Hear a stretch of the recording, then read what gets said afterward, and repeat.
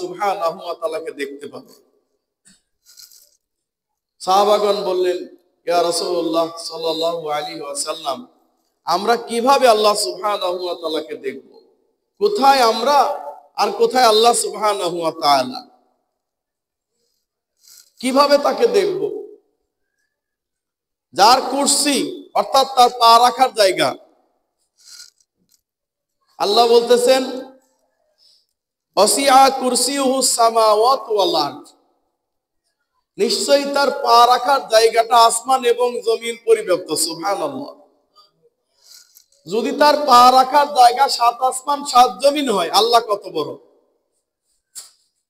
ধারণা করা যায়? আল্লাহ কত বড় চিন্তা করা যায়? আল্লাহ কত বড়? তো আল্লাহ সুবহানাহু ওয়া তাআলাকে কিয়ামতের দিন দেখা যাবে। সেই আল্লাহ সুবহানাহু ওয়া তাআলা যার পা রাখার জায়গা হচ্ছে আসমান এবং জমিনের সমান। এখন আসমান, 7টা আসমান সম্পর্কে বিজ্ঞানীরা শুধু শুনেছে, কখনো গবেষণা করে এর সত্য উদ্ঘাটন করতে পারে নাই। কারণ বিজ্ঞানীরা হাজারো চেষ্টা করে কেবলমাত্র এক আসমানের কিছু আবিষ্কার করেছে। প্রথম আসমান, এক আসমান থেকে আর এক আসমানের দূরত্ব 500 বছরের রাস্তা। সুবহানাল্লাহ। 500 বছরের রাস্তা কি? যত বড় দ্রুত যান দিয়েই যান, 500 বছরের রাস্তা আমি আপনি কখনো শেষ করতে পারবো? আমাদের হায়াতের জিন্দেগানি বড় জোর 80 বছর, 90 বছর, বা সর্বোচ্চ গেলে 100 বছর। তো 500 বছরের রাস্তা যদি হয়, তাহলে এক আসমানের দূরত্বই যদি 500 বছর হয়, তাহলে 7 আসমানের দূরত্ব কত? সুবহানাল্লাহ। তাহলে এই 7 আসমান এবং 7 জমিনের বাইরেও আল্লাহর আরশ রয়েছে। সুবহানাল্লাহ। আরশটা কেমন? বিরাট একটা মরুভূমির ভিতরে যদি একটা আংটি ফেলে রাখা হয়, আর 7টা আসমান 7টা জমিনকে যদি ওই মাঠের মধ্যে রাখা হয়, তো আংটির পরিমাণ হবে। সুবহানাল্লাহ। আর আল্লাহ বলতেছেন সূরা বাকারা 2 নম্বর সূরা 255 নম্বর আয়াত, আয়াতুল কুরসি আমরা বলি না, আয়াতুল কুরসি। আল্লাহ বলছেন ওয়াসিআ কুরসিয়ুহুস সামাওয়াতু ওয়াল আরদ, নিশ্চয়ই আল্লাহর আরশে কুরসি হচ্ছে আসমান এবং জমিন পরিব্যাপ্ত। কিন্তু আমাদের দেশের অধিকাংশ উলামায়ে কিরাম বলতেছেন আল্লাহু আলা কুল্লি মাকান, আল্লাহ সর্বত্র বিরাজমান। কথা বলে কি বলে না? কিন্তু একজন সাধারণ মূর্খ লোককে বলেন যে আল্লাহ কোথায়, সে বলবে আল্লাহ আসমানে। বলবে না আল্লাহ আসমানে? এ কথা আল্লাহ সুবহানাহু ওয়া তাআলা বলেছেন। আল্লাহ আরশে আছেন। সূরা তাহা 20 নম্বর সূরা 5 নম্বর আয়াত, সাজদা 59 নম্বর সূরা 7 নম্বর আয়াত, হাদীদ 57 নম্বর সূরা 4 নম্বর আয়াতে আল্লাহ বলছেন আর রহমানু আলাল আরশি ইস্তাওয়া, আর রহমানু আলাল আরশি ইস্তাওয়া, আল্লাহ সুবহানাহু ওয়া তাআলা আরশে আছেন। সুবহানাল্লাহ। এরা কত রকম বোকা, কত নাম্বার শ্রেণীর বোকা হলে এই ধরনের কথা বলতে পারে যে আল্লাহ সর্বত্র বিরাজমান। আল্লাহ সর্বত্র বিরাজমান কিভাবে হবেন, যেখানে তার পা রাখার জায়গায় আসমান এবং জমিনের সমান? তো পৃথিবীতে তিনি কিভাবে সর্বত্র বিরাজমান হবেন? নাউজুবিল্লাহ। আমাদের আকীদা যদি শুদ্ধ না হয়, আল্লাহ সম্পর্কে সঠিক জ্ঞান যদি আমাদের ভিতরে প্রবেশ না করে, আমরা ব্যর্থ হয়ে যাব। জাহান্নাম আমাদের জন্য অবধারিত হয়ে যাবে। আবার অনেকে বলছেন আল্লাহর কোনো আকারই নাই। বলে কিনা? আল্লাহর আকার নাই, তার মানে ঘোড়ার ডিম। আপনি বাংলা ডিকশনারি খুলে দেখেন, নিরাকার শব্দের অর্থ হচ্ছে যার কোনো অস্তিত্ব নাই। নিরাকার শব্দের অর্থ কি? যার কোনো অস্তিত্ব নাই। বাংলা ডিকশনারি খোলেন, 52,000 শব্দকোষ আছে, তার মধ্যে একটি শব্দ আছে নিরাকার। নিরাকার শব্দের অর্থ কি? অস্তিত্বহীন, যার কোনো অস্তিত্ব নাই। যেমন ঘোড়ার ডিমের অস্তিত্ব নাই, আছে। আবার আমাদের দেশে ছড়া বানাইছে, ছোট বাচ্চারা পড়ে, হাট্টিমা টিম টিম, ওরা মাঠে পারে ডিম, ওদের খাড়া দুটো শিং, ওরা হাট্টিমা টিম টিম। জীবনে দেখছেন হাট্টিমা টিম টিম? জীবনে দেখছেন ওদের খাড়া দুটো শিং? দেখছেন কোনোদিন? না। অথচ বাংলা বইতে বাচ্চাদের এটা শেখানো হচ্ছে। আপনি বাংলা ডিকশনারি 52,000 শব্দকোষের মধ্যে হাট্টিমা টিম টিম পাবেন না। এমনকি পৃথিবীতে যত ভাষা আছে এই ভাষার কোথাও হাট্টিমা টিম টিম পাবেন না। কয়েকদিন আগে 3 জন মহিলা একটা ভাষায় কথা বলতো, আইনু ভাষা, জাপানের। এই আইনু ভাষাতেও হাট্টিমা টিম খুঁজে পাবেন না। এই মহিলারা মরে যাওয়ার কারণে আইনু ভাষা পৃথিবী থেকে বিলুপ্ত হয়ে গেছে। এই বিলুপ্ত ভাষাতেও এই হাট্টিমা টিম টিম পাবেন না। অথচ আমার সন্তান শিখছে হাট্টিমা টিম টিম, ওরা মাঠে পারে ডিম, ওদের খাড়া দুটো শিং, ওরা হাট্টিমা টিম টিম। তো যারা বলতে চায় যে আল্লাহর আকার নাই, তারা আসলে ঘোড়ার ডিম, হাট্টিমা টিম টিম শিখেছে। এখন আল্লাহর আকার আছে কিন্তু কোন সৃষ্টি জীবের মতো নয়। আল্লাহ কি বলছেন সূরা শূরা 42 নম্বর সূরা 11 নম্বর আয়াতে, লাইসা কামিসলিহি শাইউন ওয়া হুয়াস সামিউল বাসীর। লাইসা কামিসলিহি শাই, আল্লাহ দেখতে কোনো কিছুর মতোই নয়, তিনি তার মতো। এখন বন্ধুগণ, সহিহ মুসলিমের 352 নম্বর হাদিসে রাসূল সাল্লাল্লাহু আলাইহি ওয়াসাল্লাম বলতেছেন, কিয়ামতের দিন তোমরা আল্লাহকে এইভাবে দেখবে যেভাবে সূর্য দেখতে অসুবিধা হয় না। আমরা মসজিদের মধ্যে আছি, সূর্য দেখতেছি কিনা? সূর্যের আলো প্রবেশ করছে কিনা? আল্লাহর নবী বলছেন কিয়ামতের দিন তোমরা আল্লাহ সুবহানাহু ওয়া তাআলাকে এমন ভাবে দেখতে পাবে যে লাইলাতুল বাদর, পূর্ণিমার চাঁদ দেখতে কোনো কষ্ট হয়, পূর্ণিমার চাঁদ যেমন দেখতে কোনো কষ্ট হয় না, কিয়ামতের দিন আল্লাহ তাআলাকে দেখতে তোমাদের কোনো কষ্ট হবে না। সুবহানাল্লাহ। এখন বলেন তো, এই সত্ত্বেও কিছু মানুষ আল্লাহকে দেখবে না, দেখতে পাবে না। কারণ কি? তারা বিশ্বাস করে নাই যে আল্লাহকে দেখা যায়, আল্লাহকে দেখা যাবে এটা বিশ্বাস করে নাই।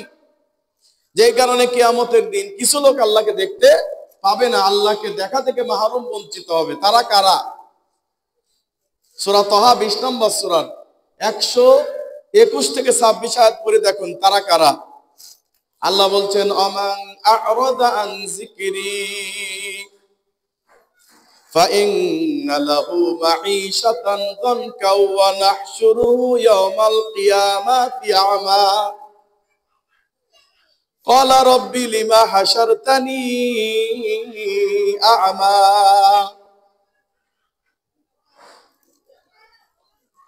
কিয়ামতের দিন আল্লাহ সুবহানাহু ওয়া তাআলা কিছু মানুষকে কানা করে তুলবেন, 2 চোখের কানা।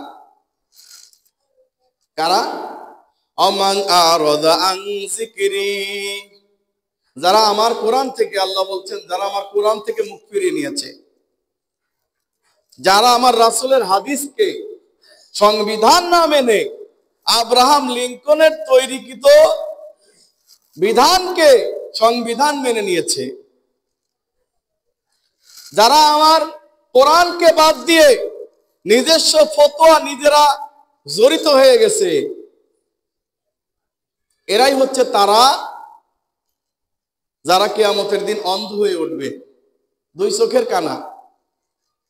বান্দা বলবে, লিমা হাশারতানি আমা ওয়া ক্বাদ কুনতু বাসীরা। বান্দা বলবে, আল্লাহ তুমি আমাকে কেন 2 চোখের কানা করে তুললে? দুনিয়ার জীবনে তো আমরা এই 2 চোখ দিয়ে কত কিছু দেখেছি। বান্দা কি বলবে, আল্লাহ দুনিয়ায় তো কত কিছু দেখেছি, আজকে কানা করে কেন তুললে? আল্লাহ বলবেন, কাযালিকা আতাতকা আয়াতিনা কাযালিকা আতাতকা আয়াতিনা ফানাসিতাহা কাযালিকাল ইয়াওমা তুনসা। এভাবেই তোমাদের সামনে কোরআন গিয়েছিল, হাদিসের বাণী গিয়েছিল, কিন্তু সেগুলা থেকে তোমরা মুখ ফিরিয়ে নিয়েছিলে, সেই বিধানকে পৃষ্ঠ প্রদর্শন করেছিলে। কাযালিকাল ইয়াওমা তুনসা, তাই আজকের দিনে আমিও তোমাদেরকে ভুলে গেলাম। বান্দা দুনিয়ার জীবনে যেভাবে তোমরা আমাকে, আমার কালামুল্লাহকে ভুলে গিয়েছিলে, আমার রাসূলকে ভুলে গিয়েছিলে, আমার বিধানকে ভুলে গিয়েছিলে, এই কারণে আমি তোমাদেরকে ভুলে গেলাম। বলেন কিয়ামতের দিন আল্লাহ বললে কি অবস্থা হবে? আচ্ছা, আপডেট একটা নিউজ আপনারা শুনেছেন হয়তো অনেকেই। আপডেট একটা নিউজ, একেবারে সংক্ষিপ্ত ভাবে হিল্লা বিবাহ করে সংক্ষিপ্ত ভাবে তালাক। নাউজুবিল্লাহি মিন যালিক। আচ্ছা খেয়াল করেন, এই যে সিস্টেমে তালাক দিয়েছে, এটা কি হানাফি মাযহাবে এই তালাক কি এইভাবে আছে? নাই, কোরআন হাদিসে নাই, হানাফি মাযহাবেও নাই। তাহলে কিসের দোহাই দিয়ে এই কাজটা করা হলো? রাসূলুল্লাহ সাল্লাল্লাহু আলাইহি সাল্লাম বলছেন, যেই ব্যক্তি হালালা করে, হালালা করায়, সে হচ্ছে ভাড়াটিয়া পাঠা, ভাড়াটিয়া ষাঁড়। বোঝেন নাই মনে হয়? আমাদের ছোটবেলায় দেখতাম ওই আমাদের বকরি, ছাগল, ভেড়া, তারপরে গরু, এগুলারে ডাক আসতো। এই জন্য এই ভাড়াটিয়া ষাঁড়ের কাছে নিয়ে যেতাম, পাঠার কাছে নিয়ে যেতাম। আল্লাহ নবী 1400 বছর আগে বলেছেন, যারা হালালা করায়, অর্থাৎ এইভাবে হিল্লা বিবাহ করায়, হিল্লা বিবাহের সাথে জড়িত থাকে, এরা হচ্ছে ভাড়াটিয়া পাঠা, ভাড়াটিয়া ষাঁড়। এদের উপর আল্লাহ লানত। নাউজুবিল্লাহি মিন যালিক।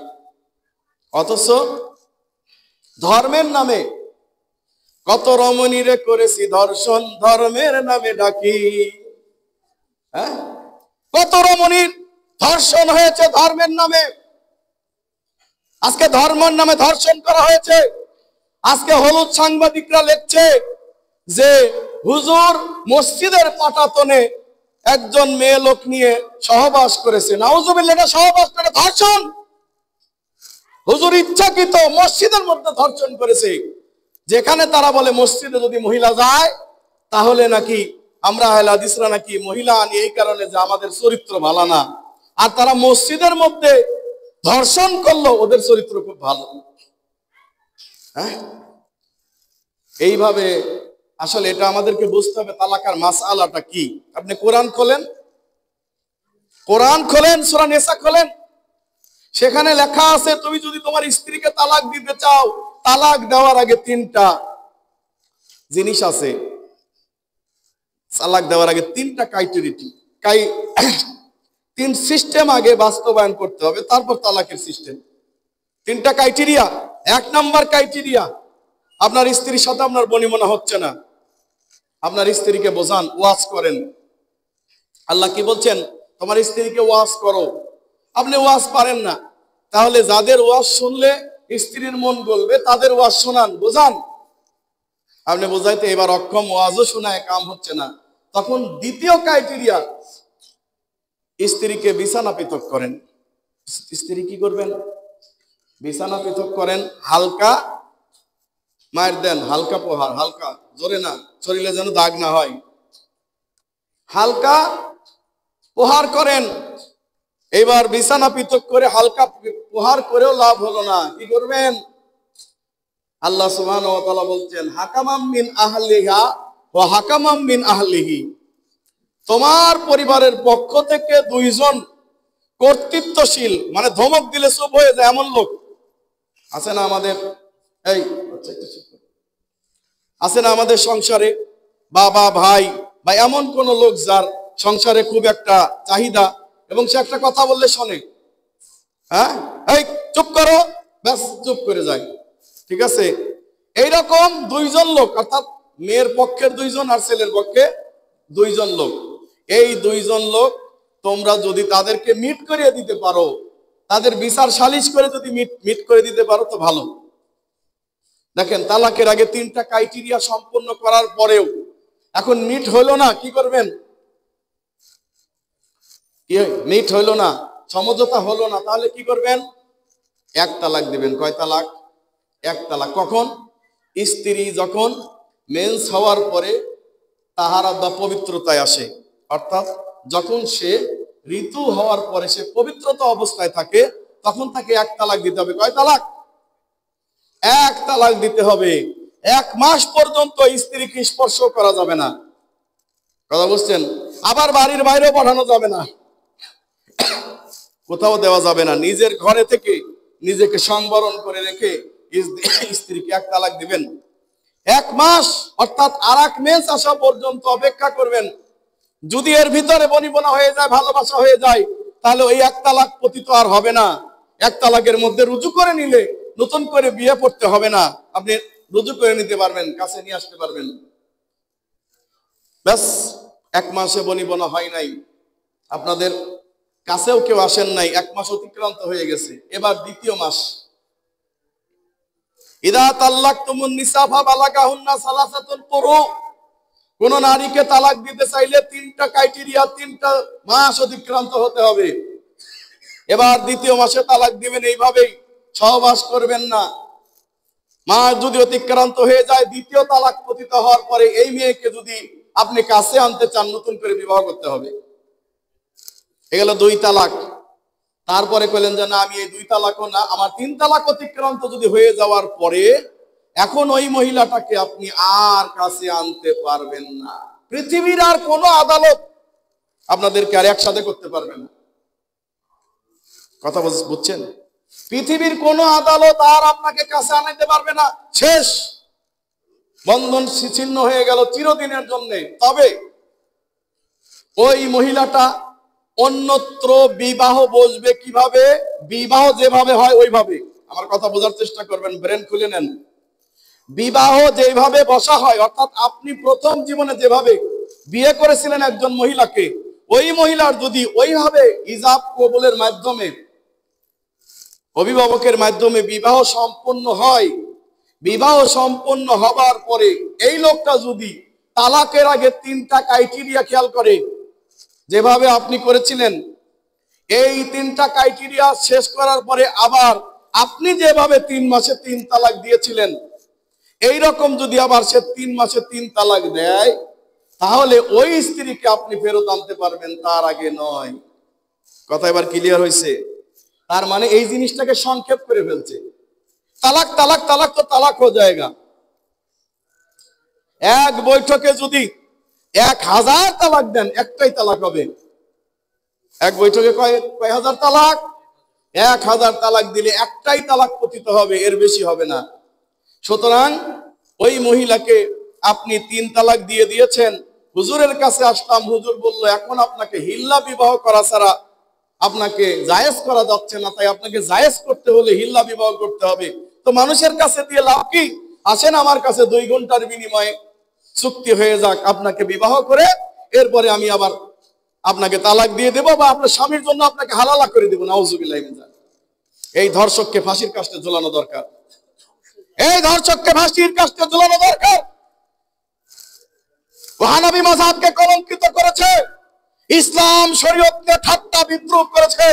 বাংলার জমিনে ওর বিচার হওয়া দরকার। কথা বলে ঠিক কিনা? এদিকে মহিলারা মসজিদে আসলে কোরআন শিখতে পারবে, হাদিস শিখতে পারবে, তারা তাদের সন্তানকে ইসলামী তাহজিব তামুদ্দুনে গড়ে তুলতে পারবে। অথচ মসজিদে আসা নিষেধ করা হচ্ছে মহিলাদেরকে, আর তাদেরকে মার্কেটে ছেড়ে দেওয়া হচ্ছে। আবার মাহফিলে মহিলাদের জন্য আলাদা প্যান্ডেল করে সেখানে যাত্রারও ব্যবস্থা করা হয়, মানে মেলারও ব্যবস্থা করা হয়। আর মহিলারা মসজিদে আসলে চুলকানি, যত চুলকানি। কারণ মসজিদে আসলে মহিলারা বলবে তুমি যা বলতেছো এটা ঠিক নয়। ওই আমি হাতেম বিন বারবেজের কাছে রেফারেন্স শুনে এলাম, এটা হাদিসে আছে, এটা কোরআনে আছে। অতএব তুমি যা বলতেছো চলবে না, কোরআন হাদিস শোনো। ওরা যখন সত্যিকার আলোর পথ দেখে যাবে, এই ভয়ে মহিলাদেরকে মসজিদে আনতে নিষেধ করতেছে। অথচ রাসূলুল্লাহ সাল্লাল্লাহু আলাইহি সাল্লাম বললেন, শোনো, তোমার আল্লাহর বান্দিরা যদি মসজিদে আসার অনুমতি চায়, তাদেরকে অনুমতি দাও, তাদেরকে মসজিদ থেকে মাহরুম করো না। বন্ধুগণ, আজকের এই পরিস্থিতিতে এই ধরনের মন মানসিকতার কারণে আজকে আমাদের মেয়েরা, মায়েরা অত্যাচারিত হচ্ছে, নির্যাতিত হচ্ছে ধর্মের নামে। আমরা এটা চাই না, আমরা এ থেকে বের হয়ে আসতে চাই।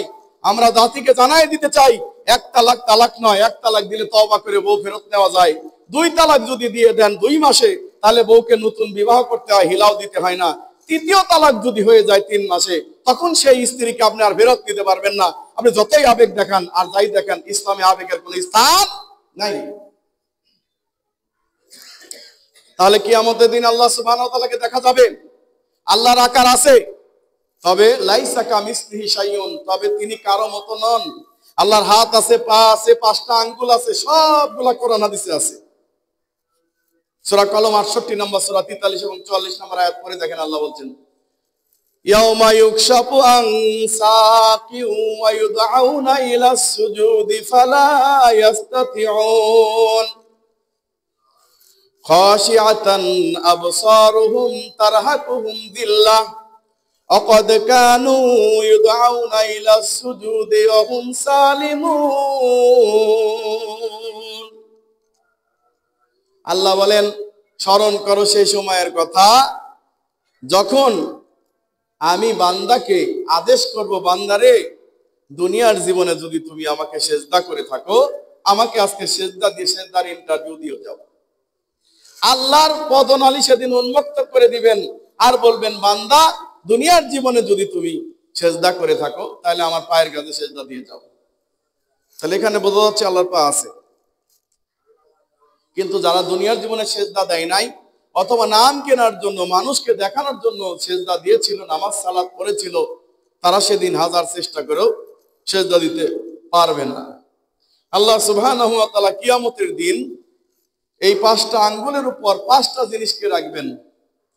এক আঙ্গুলের উপর আসমানকে রাখবেন, আর এক আঙ্গুলের উপর জমিন সমূহ রাখবেন, এরপরে আর এক আঙ্গুলের উপর পাহাড় পর্বত রাখবেন, আর এক আঙ্গুলের উপর পানি রাখবেন, আর এক আঙ্গুলের উপর সর্বসৃষ্টি রাখবেন। এই 5টা আঙ্গুলের উপর রেখে কিয়ামতের দিন আল্লাহ সুবহানাহু ওয়া তাআলা এইভাবে আঙ্গুল ঝাঁকিয়ে দিয়ে বলবেন, আনাল মালিক আল্লাহ, আনা ওয়াহিদুল কাহার। সেদিন বলবে, আমি মালিক, আমি আল্লাহ, দুনিয়ার বাচ্চারা আজকে কোথায়? খুব তো অত্যাচার করেছিল, অনাচার করেছিল, জুলুম করেছিল, আজকে কোথায়? একে একে ফ্যাসিস্ট বিদায় নিচ্ছে কি নিচ্ছে না বলেন? বহু জ্বালাতন করেছে সিরিয়াকে, বহু জ্বালাতন হয়েছে বাংলাদেশকে। আল্লাহ এইসব জালেমদেরকে একসময় না একসময় নাস্তানাবুদ করে থাকেন। যখন তারা নাস্তানাবুদ হয়ে যায়, ইতিহাসের আস্থা করে নিক্ষিপ্ত হয়, এরা কখনো আর ইতিহাসের বর্ণনার যোগ্য থাকে না।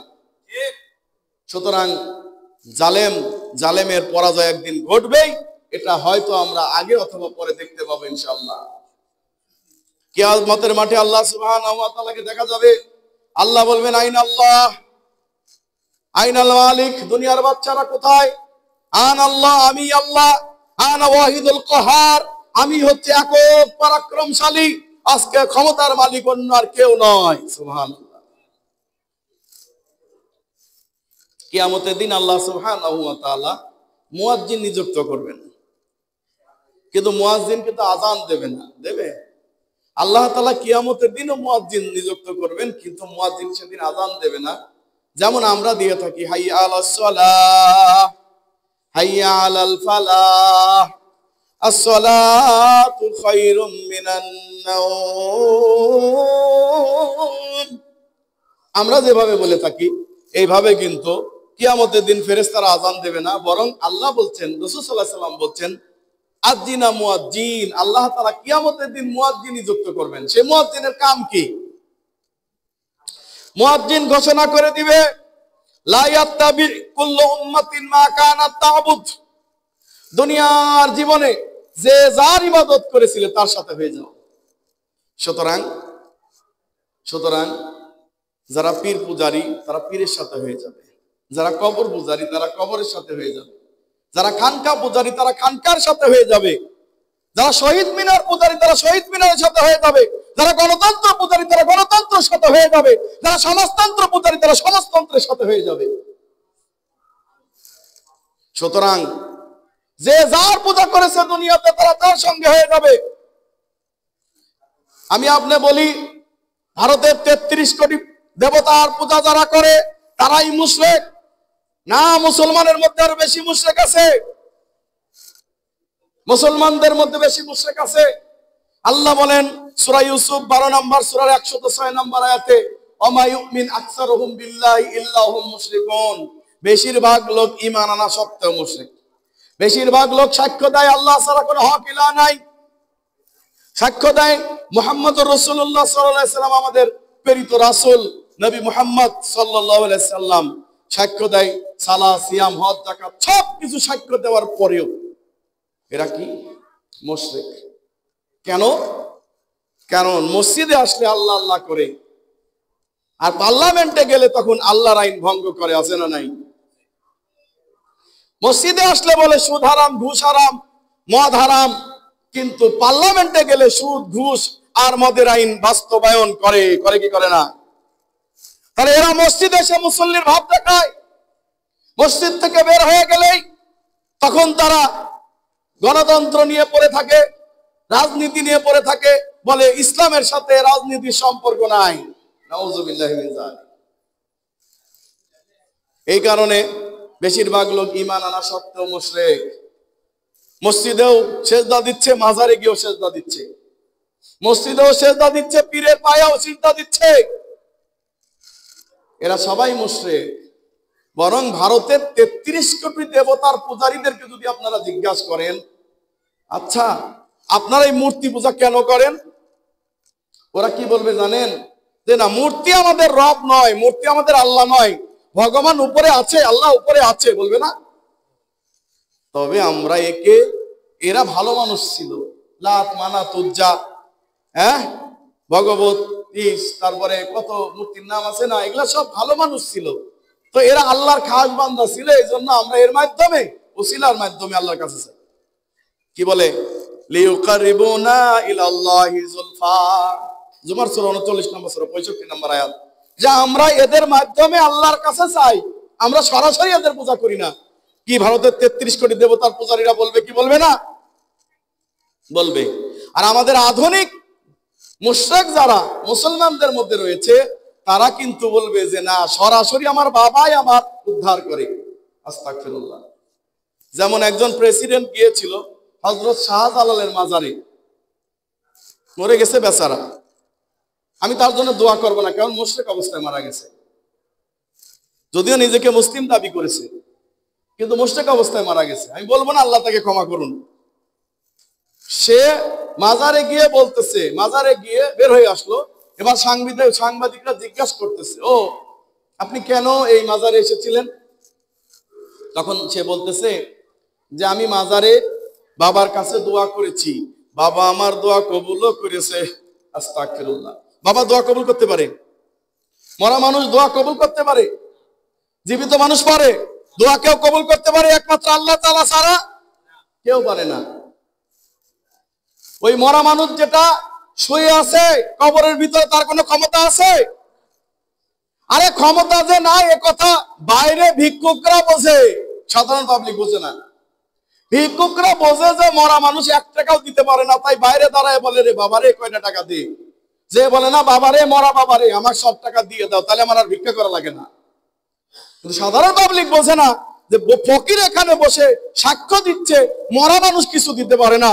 অথচ আমরা যে বাবার কাছে বলতেছি, বাবা আমাকে সন্তান দাও, বাবা আমারে রাজনীতিতে জিতায় দাও, বাবা আমারে ভোটে জিতায় দাও, বাবা আমারে ক্ষমতা দাও। আউযু বিল্লাহি মিনাশ শাইতানির রাজিম। আল্লাহ বলতেছেন সূরা আনকাবুত 29 নম্বর সূরা 65 নম্বর আয়াতে, আল্লাহ সুবহানাহু ওয়া তাআলা বলতেছেন, যখন কোন মানুষ, এনিহাও ম্যান, যে কোনো মানুষ, সে হোক হিন্দু, হোক বৌদ্ধ, হোক খ্রিস্টান, যখন সে বিপদে পড়ে যায়, তখন একজন মানুষ যখন বিপদে পড়ে যায়, দাআউল্লাহ মুখলিসিনা লাহুদ্দিন, তখন তারা আল্লাহ সুবহানাহু ওয়া তাআলাকে একনিষ্ঠভাবে ডাকতে থাকে। আমি মনে হয় বুঝাইতে পারলাম না। জলযানে বিপদে পড়ে গেছে, লঞ্চে বিপদে পড়ে গেছে, ট্রেনের বিপদে পড়ে গেছে, গাড়ির ভিতরে বিপদে পড়ে গেছে, এখনই গাড়িটা অ্যাক্সিডেন্ট হবে। এখন একজন হিন্দু কাকে ডাকে বলেন তো? কাকে ডাকে? আল্লাহকে। কাকে? আপনি শুনে দেখেন, তখন আল্লাহ ছাড়া আর কারো নাম মুখে আসে না। একজন ইহুদি, একজন খ্রিস্টান, সবাই তখন আল্লাহকে ডাকতে থাকে। আল্লাহ বলছেন, ফালাম্মা নাজ্জাহুম ইলাল বার অহুম ইউশরিকুন, যখনই আমি তাদেরকে দয়া করে, মায়া করে বিপদ থেকে উদ্ধার করে দেই, তখনই বলে ড্রাইভার সাহেব অনেক ভালো ছিল তাই বেঁচে গেছি। নিজের বাপকে আইসিইউতে রাখছিল, ভালো হয়ে গেছে। এবার বলতেছে, ডাক্তার সাহেব আপনি অনেক ভালো, আমার বাপকে বাঁচায় দিয়েছেন। ডাক্তার বাপরে বাঁচাইতে পারে? আল্লাহ বলছেন, বিপদের মুহূর্তে বলে, আল্লাহ গো তুমি ছাড়া আর কেউ নাই, তুমি ছাড়া বাঁচানোর কোনো মালিক নাই। বিপদ উদ্ধার হয়ে যাওয়ার পরে বলে, ড্রাইভার সাহেব ভালো ছিল বলে বেঁচে গেছি, ডাক্তার সাহেব ভালো ছিল বলে বেঁচে গেছি। হ্যাঁ, আস্তাগফিরুল্লাহ, নাউযুবিল্লাহি মিন যালিক। তো এই জলযানে সাগরে অমুসলিম বিপদে বললেও আল্লাহকে ডাকে, কিন্তু কিছু নামধারী মুসলমান আছে, তারা বিপদে পড়ে কি বলতেছে জানেন? ইয়া গাউস পাক বাসান। আস্তাগফিরুল্লাহ। আল্লাহকে না ডেকে তার পীর কেবলাকে ডাকতেছে। কারণ পীর কেবলা কি বলে দিয়েছেন? বনে জঙ্গলে নদীতে সাগর বক্ষে যেখানেই বিপদে পড়িবে আমাকেই স্মরণ করিয়া লইবে, আমি তোমাদেরকে নিজ গুণে উদ্ধার করিয়া লইব। নাউযুবিল্লাহি মিন যালিক। কথা বলছেন? এই কারণে তারা আল্লাহকে না ডেকে তার পীর বাবাকে ডাকতেছে, যে পীর বাবা উদ্ধার করে নেবে। আস্তাগফিরুল্লাহি মিন যালিক। সুতরাং এই সমস্ত লোক যারা মুসলমানদের মধ্যে আছে 90%, এই যে তাবলীগ ইজতেমায় গেলে দেখবেন সেখানে বড় জোর আপনার 2 লক্ষ বা 3 লক্ষ মানুষ হয় কিনা? আর আমরা বলি যে পৃথিবীতে সবচেয়ে বড় জামায়াত হচ্ছে নাকি টঙ্গীর ইজতেমা, বলে না? বলে। তো আপনি কি জানেন সুলাইমান ল্যাংটা নামে একটা লোক আছে, তার মাজারে প্রতি বছর ওরস হয়, সেখানে 10 লক্ষ মানুষের ঢল নামে। কয় লক্ষ? 10 লক্ষ। তাহলে বেশিরভাগ মানুষ যে গোমরাহ, বেশিরভাগ মানুষ যে পথভ্রষ্ট, এটা প্রমাণ আছে না নাই? বেশিরভাগ মানুষ যে মুশরিক মুসলমানদের মধ্যে, প্রমাণ আছে না নাই? তাই যদি না হয়, আপনার বাড়ির পাশে যখন ওদের মূর্তি পূজা হয়, হ্যাঁ, ওদের মূর্তি নিয়ে বিভিন্ন অনুষ্ঠান হয়, তখন দেখবেন যে হিন্দু থাকে 4-5 জন আর সব মুসলমান। আপনি কি মনে করেন হিন্দুদের সাথে মিলেমিশে যারা তাদের এই অনুষ্ঠানে অংশগ্রহণ করেছে তারা মুসলমান? তারা মুশরিক, খাঁটি মুশরিক। অতএব কিয়ামতের দিন আল্লাহ বলে দিবেন, লা ইয়াত্তাবি কুল্লু উম্মাতিন মা কানাত তা'বুদ। দুনিয়ার জীবনে যে যার ইবাদত করেছিল, যে যার পূজা করেছিল, যে যার সাথে ছিল তার সাথে হয়ে যাও। এই বাছাই পর্বে সব বাদ পড়ে যাবে। অল্প কিছু লোক থাকবে যারা একমাত্র খালেস তাওহীদে বিশ্বাসী ছিল। যারা আল্লাহর সাথে শিরিক করবে তাদের কোনো বিচার নাই, ডাইরেক্ট জাহান্নাম। এই যে আল্লাহ তাআলা ঘোষণা দিতে বললেন, আসো আর তোমরা জাহান্নামে চলে যাও, এদের কোনো বিচার হবে না। এই নামাজ পড়স নাই কেন, যাকাত দেস নাই কেন জিজ্ঞাসা করবে না তাদেরকে। কেন? তারা মুশরিক, তাদের কিসের বিচার? বিচার তো হবে তাদের যারা একমাত্র আল্লাহকে রব হিসাবে মেনেছিল, বিধানকর্তা হিসাবে মেনেছিল, আইনদাতা হিসাবে আল্লাহকে মেনেছিল, সব কিছুতে আল্লাহর একত্ব স্বীকার করে নিয়েছিল। তারাই হচ্ছে সেই গুবরে আহলে কিতাব, তারাই হচ্ছে তাওহীদবাদী লোক। এদেরই শুধু বিচার হবে, এদের মধ্যে ভালো মন্দ সবই থাকবে। এখন বলবেন হুজুর মুশরিকরা চলে গেল, হিন্দুরাও চলে গেল, হ্যাঁ, আমাদের মুসলমানদের মধ্যে যারা মুশরিক ছিল সবাই জাহান্নামে চলে গেল, হিন্দুদের মধ্যে যারা মুশরিক সবাই মুশরিক চলে গেল, ইহুদি খ্রিস্টানদের কি অবস্থা? তারা কোথায় যাবে? আল্লাহ তাআলা ইহুদি খ্রিস্টানদেরকে আলাদাভাবে ডাক দিবেন। কেন ডাক দিবেন জানেন? কারণ তারা একটা কথা বলেছিল, আল্লাহকে একটা অপবাদ দিয়েছিল, যে অপবাদের কারণে আল্লাহ তাদেরকে জিজ্ঞাসাবাদ করবেন। আল্লাহ তাআলা ইউদুআল ইহুদা, ইহুদিদেরকে ডাক দিবেন। সর্বপ্রথম ইহুদিদেরকে ডাক দিয়ে বলবেন, এই ইহুদি মা কানাত তা'বুদ, দুনিয়ার জীবনে কাদের ইবাদত করেছিলে, কার ইবাদত করেছিলে? তখন তারা বলবে, হে আল্লাহ, উযাইর ইবনুল্লাহ, তোমার বেটা উযাইরের ইবাদত করছিলাম। কার? উযাইর। উযাইর ইহুদিদের একজন নবী, তাকে তারা কি বলতো? আল্লাহর বেটা বলতো। ভুলে গেছেন নাকি? তারা কি বলবে? উযাইর ইবনুল্লাহ, আল্লাহ তোমারই বেটা, উযাইর ইবাদত করতাম। এটা শিরিক নয়? শিরিক। তো আল্লাহ বলবেন, কাযাবতুম, তোমরা মিথ্যা বলছো। মাত্তাখাযাল্লাহু সাহিবাতাও ওয়ালা ওয়ালাদ, মাত্তাখাযাল্লাহু সাহিবাতাও ওয়ালা ওয়ালাদ। তোমরা আল্লাহর নামে মিথ্যা অপবাদ দিচ্ছ। আল্লাহ কখনো স্ত্রী গ্রহণ করেন নাই, আল্লাহ সন্তান গ্রহণ করেন নাই। আল্লাহ যদি স্ত্রী গ্রহণ না করেন তার সন্তান হবে কেমনে? তোমরা মিথ্যা কথা বলছো। সুতরাং যেহেতু তোমরা বলছো যে উযাইর ইবনুল্লাহ আমার বেটার নাকি ইবাদত করছো, ঠিক আছে, এর বিনিময়ে তোমরা কি চাও? তারা বলবে, আল্লাহ গো, হাসরের মাঠ পাড়ি দিতে গিয়ে আমাদের কণ্ঠটা একবারে কাঠ হয়ে গেছে, পানির পিপাসায় আমরা শেষ হয়ে যাচ্ছি।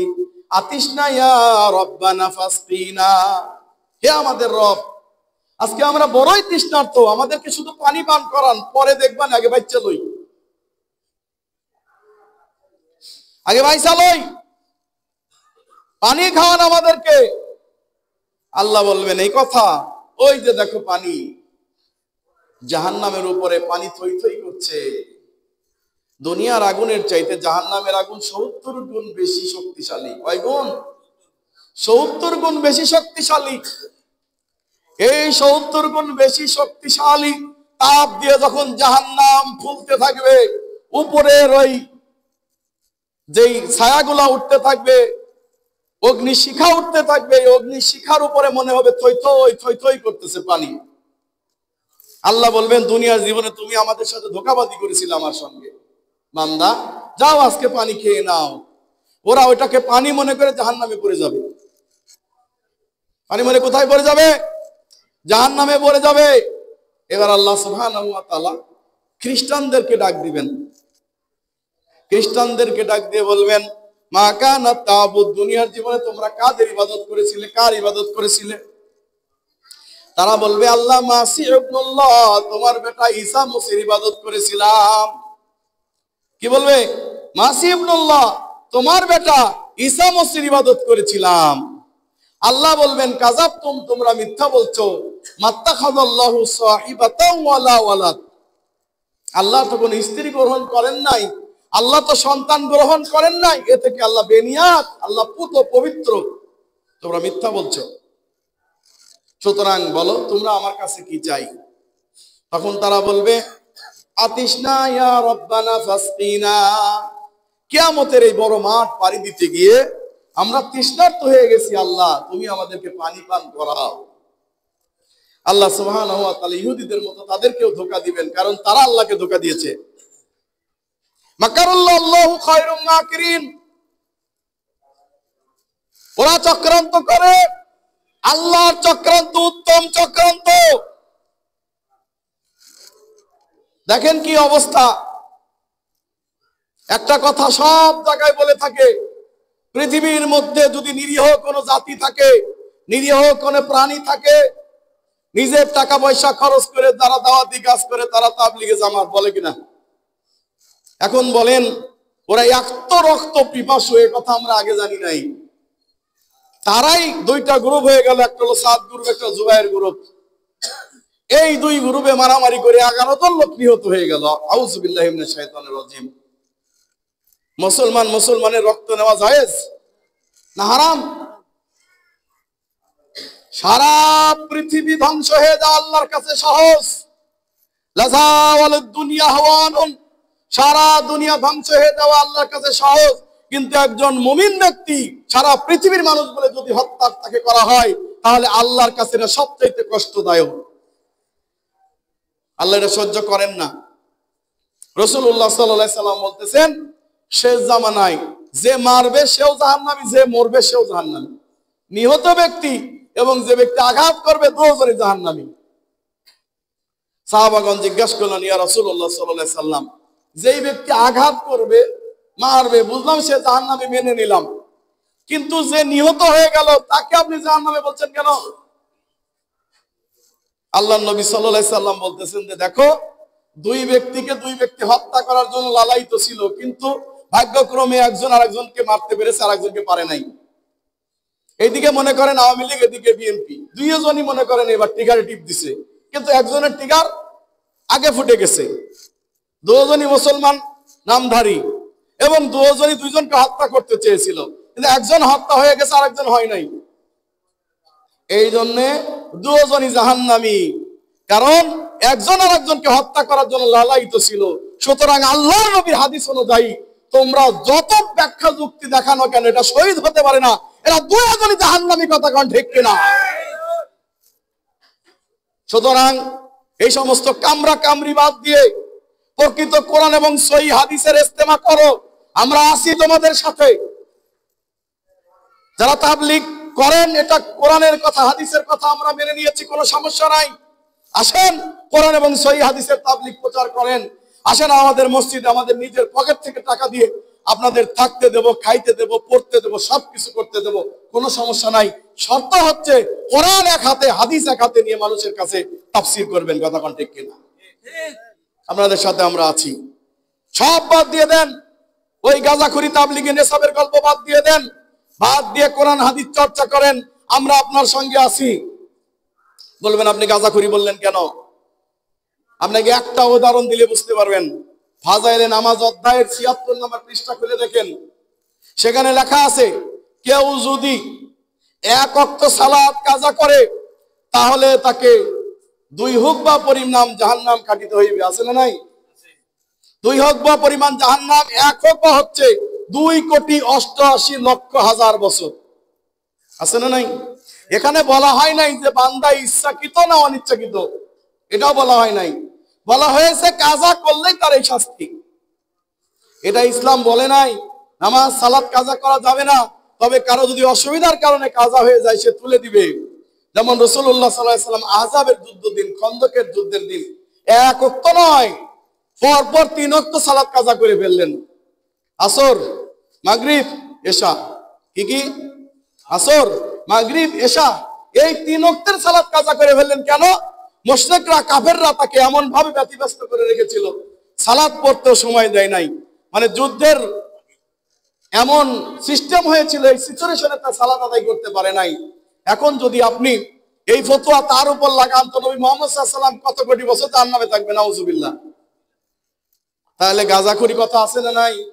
এই হাদিসের সনদ আমি অনেক খোঁজাখুঁজি করলাম, অনেক খোঁজাখুঁজি করেছি, গুগলে সার্চ দিয়েছি, বাংলাদেশের অধিকাংশ মুহাদ্দিসিনদের কাছে ফোন করে জিজ্ঞাসা করেছি, কেউ এর সনদ দিতে পারে না।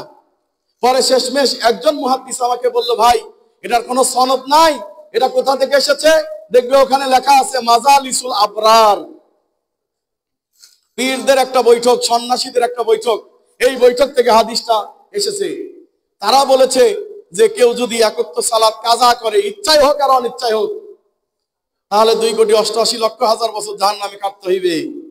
তারপরে আরো লিখেছে যে এক ব্যক্তি যে রাসূলের কবরের কাছে যে কাসিদা কবিতা পাঠ করলো, রাসূল সাল্লাল্লাহু আলাইহি ওয়াসাল্লাম হাত বের করে দিলেন আর রাসূলের হাতকে চুম্বন করলো, সব মানুষ সেটা দেখলো, নাউজুবিল্লাহ।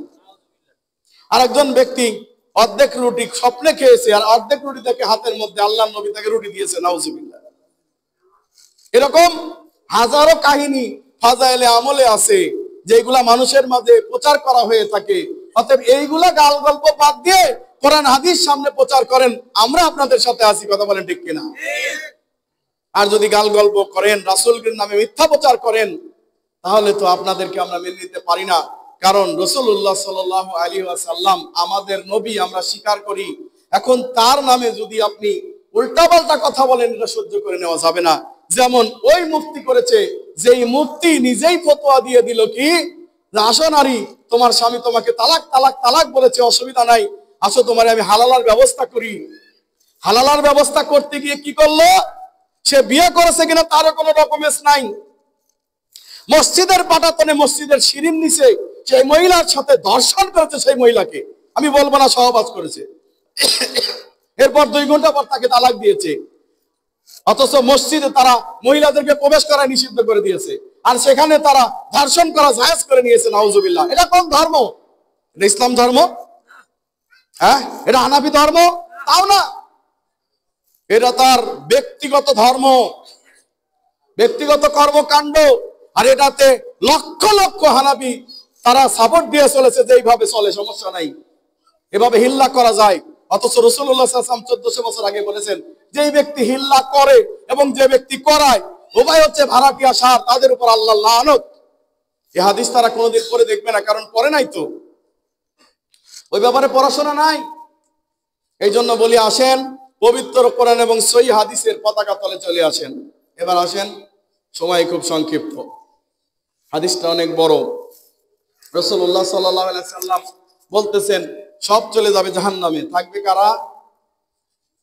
কিছু তাওহীদবাদী লোক, খালেস তাওহীদবাদী লোক, তাওহীদে বিশ্বাসী, তাদের মধ্যে ভালো মন্দ থাকবে, বুঝতে পারছেন? পাপী থাকবে, ভালো বান্দাও থাকবে। তো ফেরেশতারা এসে জিজ্ঞাসা করবে, কি রে, ওই যে যারা খাম্বা পূজা করছিল চলে গেছে, হ্যাঁ, ওই যে যারা মূর্তি পূজা করছিল চলে গেছে, পীর পূজা করেছিল, খানকা পূজা করেছিল, সব চলে গেছে, ইহুদি খ্রিস্টান সব জাহান্নামে চলে গেছে, তোমরা কোন ভরসায় রয়েছো? ওরা বলবে, আমরা যার পূজা করতাম সে এখনো আসে নাই। হ্যাঁ, আমরা যার পূজা করেছি দুনিয়ার জীবনে সে এখনো আসে নাই, উনি যখন আসবেন তখন তার সাথে আমরা যাব। ফেরেশতারা বলবে, ঠিক আছে তাহলে বসে থাকো। আল্লাহ তাআলা অপরিচিত চেহারা নিয়ে তাদের সামনে আসবেন। কি নিয়ে? অপরিচিত। এই চেহারা তারা চিনতে পারবে না প্রথমে। আল্লাহ তাআলা এসে বলবেন, বান্দারে আমি তোমাদের রব। আল্লাহ বান্দাদেরকে বলবেন, বান্দা আমি তোমাদের রব। বান্দা বলবে, আউযু বিল্লাহি মিনকা, আউযু বিল্লাহি মিনকা, আউযু বিল্লাহি মিনকা। এইরকম নকল ঈশ্বর হতে, নকল গড হতে, নকল আল্লাহ থেকে আমরা আশ্রয় প্রার্থনা করি। আরে তুমি কইলে হয়ে গেল তুমি রব। যে আল্লাহ সুবহানাহু ওয়া তাআলা তাওহীদ টিকে রাখার জন্য আমাকে মাটির মধ্যে গর্ত করে আমাকে উপর থেকে লোহার চিরুনি দিয়ে গোশত ছিন্ন করে নেওয়া হয়েছে, আমার মাঝখান দিয়ে করাত দিয়ে কেটে দেওয়া হয়েছে, আমাকে খেজুরের শুলিতে চড়িতে মারা হয়েছে, খন্ড খন্ড করে সাগরে লাশ ভাসিয়ে দেওয়া হয়েছে, তখন আল্লাহর সাথে শরীক করি নাই। তুমি কে আসো আমার সাথে আল্লাহর সাথে শরীক করবে লেগে? বেকায়দা। আল্লাহ বলবেন, তোমরা আল্লাহরে চেনো? হ্যাঁ, তোমরা কি আল্লাহরে চেনো? চিনি না মানে যে আল্লাহর ইবাদত করেছি সে আল্লাহরে চিনবো না, এটা হয়? ঠিক আছে, আল্লাহর কোন চিহ্ন তোমরা চেনো দেখো তো। এরপর আল্লাহ সুবহানাহু ওয়া তাআলা তার পদনালী উন্মুক্ত করে দিবেন। সুবহানাল্লাহ, তার পা উন্মুক্ত করে দিবেন। আল্লাহ বলছেন কলম সূরা 68 নম্বর সূরা 43 এবং 44 নম্বর আয়াতে, ইয়াউমা ইউকশাফু আন সাকিন ওয়া ইউদআউনা ইলা সুজুদি ফালা ইস্তাতিউন। আল্লাহ বলেন, নবী হে স্মরণ করো সেই দিনের কথা যেদিন তোমার রব তার পদনালী উন্মুক্ত করে দিবেন, দুই পা উন্মুক্ত করে দিয়ে বলবেন, বান্দারে দুনিয়ার জীবনে যদি সেজদা করে থাকো আমার পায়ের সামনে সেজদা করে সেজদার ইন্টারভিউ দিয়ে যাও। কুল্লু মুমিন ওয়া মুমিনা ইয়াসজুদ, প্রত্যেক মুমিন মুসলমানই সেখানে সেজদায় পড়ে যাবে। সুবহানাল্লাহ। ইল্লা ইয়াবকা, তবে কিছু লোক বাকি থাকবে। কারা? মান কানা তা'বুদু সুমআন ওয়া রিয়া, যারা মানুষকে দেখানোর জন্য সেজদা করছিল। ভোটের মৌসুম আইলে মসজিদে মসজিদে নামাজ পড়ে, এরকম লোক আছে না নাই? হ্যাঁ, লজ্জাও করে না, শরম করে না। এখন তারা কি বলে, তাড়াতাড়ি নির্বাচন দাও, তাড়াতাড়ি নির্বাচন দাও। লজ্জা করে না? ছোট ছোট বাচ্চারা নিজেদের তপ্ত তাদের রক্ত ঢেলে দিয়ে শাহাদাত বরণ করে তারা বাংলার জমিনে এই ফ্যাসিস্টকে বিদায় করলো। আর এখন এরা নির্লজ্জার মতো বলে না নির্বাচন দাও, নির্বাচন দাও, বলে কিনা বলেন? শরম লজ্জা নাই তোমাদের? হ্যাঁ, লজ্জা নাই? আবার দুর্নীতি করবা? তোমাদেরকে চেনে না? কিসের আওয়ামী লীগ, কিসের বিএনপি? তোমাদেরকে কি মানুষ দেখে নাই? তোমরা কি করেছো ইতিহাস ভুলে গেছে মানুষ। এখন তোমরা ক্ষমতা পাও নাই তাই শুরু করে দিয়েছো চাঁদাবাজি। ক্ষমতা পাইলে কি করবো মানুষ, জনগণ জানে না? আমি চাই এই সরকার আরো 18 বছর থাক, এই সমস্ত ফ্যাসিস্টরা মরুক, বিদায় নিক, বুড়াগুলা মরুক, আর ভালোগুলা সামনে এসে আবার নতুন সুন্দর করে রাজনীতি খেলাফতের আলোতে নবুয়তের আদলে আবার আসো। তোমরা ক্ষমতা গ্রহণ করো, এই দেশকে সোনার বাংলায় পরিণত করো, এই দেশকে সত্যিকার তাওহীদের রাষ্ট্রে পরিণত করো। আমি তোমাদেরকে ওয়েলকাম জানাই। কিন্তু এই দেশকে মেরামত করতে আরো 18 বছর লাগবে, একদিনে হবে না। 18 বছর মেরামত করো। পৃথিবীতে যত মানুষ তারা বিপ্লব করেছে, বিপ্লবীরা সরকার গঠন করেছে, কিন্তু আমাদের দেশের সন্তানেরা তারা চেয়েছে বড়রাই যাক। এই জন্য ছাত্র ভাইরা তোমাদের হাতে দায়িত্ব অর্পণ করে দিয়েছে। এই জন্য তোমরা মনে করো না যে খুব পেয়ে গেছি, এত সোজা না। যুবকেরা একবার যখন জীবন দিতে শিখেছে, একবার যখন রাজপথে রক্ত দিতে শিখেছে, কিয়ামত পর্যন্ত এই সিলসিলা বন্ধ করতে পারবে না। সাবধান হয়ে যাও। সুতরাং বলছি, কিয়ামতের মাঠে ওই যারা লোক দেখানোরা সালাত আদায় করে, মানুষ দেখানো ইবাদত করেছে, আল্লাহর ইবাদত যারা করে নাই, সেজদা যারা দেয় নাই, আল্লাহর সামনে সেজদা দিতে পারবে না। পিঠটা তক্তার মতো হয়ে যাবে, হাজার চেষ্টা করেও সেজদা দিতে পারবে না। আল্লাহ বলেন খাশিআতান আবসারুহুম তারহাকুহুম যিল্লাহ ওয়া ক্বাদ কানু ইদউনা ইলা সুজুদি ওয়া হুম সালিমুন। আল্লাহ বলেন সেজদা দিতে বলার পরে তারা সেজদা দিতে পারবে না, পিঠটা তক্তার মতো হয়ে যাবে। সহিহ মুসলিমের 49 নম্বর হাদিস। হাজার চেষ্টা করেও সেদিন তারা সেজদা দিতে পারবে না, লজ্জায় পড়ে যাবে, মাথা নিচু হয়ে যাবে, এত চেষ্টা করেও সেদিন সেজদা দিতে পারবে না।